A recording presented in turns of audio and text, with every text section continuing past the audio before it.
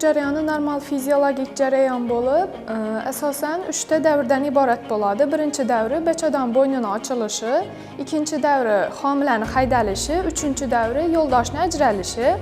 O'zi bachadan tuzilishi eng katta qismi, ya'ni yuqorgi qismi tanasi tubi hisoblanadi, o'rta qismi ismus qismi hisoblanadi va eng pastki qismi bachadan bo'yni qismi hisoblanadi. Bachadan bo'yni bevosita qin bilan bog'langan bo'ladi. O'zi asosan birinchi tug'ilgan ayollarda tug'ruq jarayoni 12-18 soat davom etadi. Takror tug'uvchi ayollarda 6-8 soat davom etadi. Ikkinchi davri homilani ajralishi.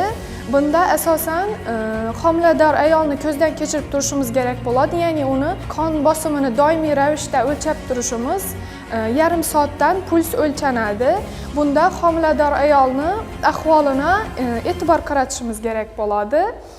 Uchinchi davri yo'ldoshni ajralishi. Yo'ldoshni ajralishi bunda uchinchi davrni aktiv olib borish uchun dastlabki birinchi daqiqasida bemora oksitotsin 10 единица mushak orasidan yuboriladi va 2-3 minut davomida bachadonni qisqarishini ko'zdan kechirib turamiz.